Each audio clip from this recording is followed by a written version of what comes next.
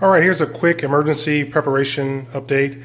I'd like to thank you guys for your suggestions and your ideas. You're definitely helping me improve my emergency bag, and I'm hoping I'm giving you guys some good ideas for your emergency preparation. I checked my fire extinguishers. They're good to go. Somebody asked me about water filtration, having different types of water filtration, and I do like Sawyer. I do have a number of options.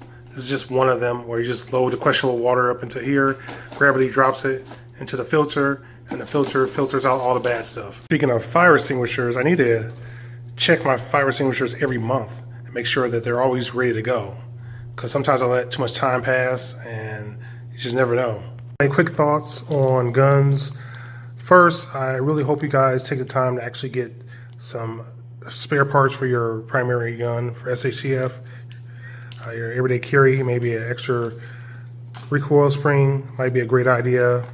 Extra mags. I wish Mag Pool made some really good AK mags, but you know they're not what I'm looking for. They make them, but they're not what I'm looking for. Not even a M3, which is supposed to be loaded up with some metal reinforcements. But anyway, I'm thinking I'm gonna break down and get some Circle 10, but I'm also going to look at X-Tech, especially their Mag 47 mil version. That version is supposed to be very much reinforced around the locking nugs. But anyway, have a way of cleaning your gun. That's going to be really important. Something I've always believed in. I'm really enjoying Gold Dot right now. Of course, I like Federal. AK ammo is getting a bit out of hand. I will say that. That's just crazy. But anyway, here's the idea. If you have a family and for whatever reason you want to get a message to them if the cell system is down in an emergency, what you could do is take one of your old cell phones and make sure everybody has a combination to get inside, right? The pin to get inside the cell phone. And you can leave each other messages. So in case you get home and the place is ransacked, you can go to your secret location within the home and find a cell phone, access the cell phone, and if a family member was there and they decide to go to another location to meet up with you, they can leave you a video message. Might be an idea. All right, here's a quick update on my EDC bag. Redundancy is cool and all, but the weight.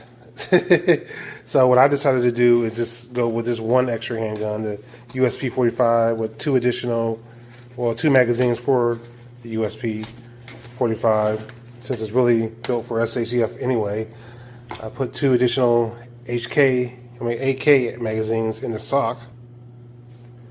I'm gonna have to break down and get Circle 10s because they're super reliable and they don't weigh as much as these steel mags. I got my compartments organized and dedicated. This compartment right here is dedicated to just straight up basic emergency items, radios, tools, water filters. This one's dedicated to food. I reduced some of the food I had in there, just stuff that really doesn't even need any cooking. So it's better for on the move. And this is my med section. I decided to go with a piece of tarp. So I can collect some rainwater, possibly use it for other things. I also decided to go with non-AAA battery-based flashlights. This is my EDC flashlight. I'm gonna put this in my emergency bag. It's a Phoenix flashlight. I bought a new one.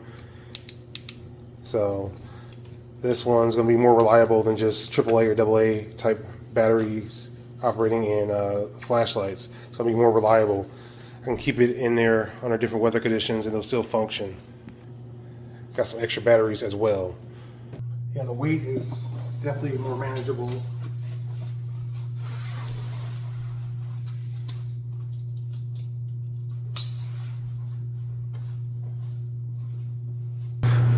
All right, so I hope you guys are checking your fire extinguishers. I hope you actually have fire extinguishers, more than just one in your home, one in your vehicle.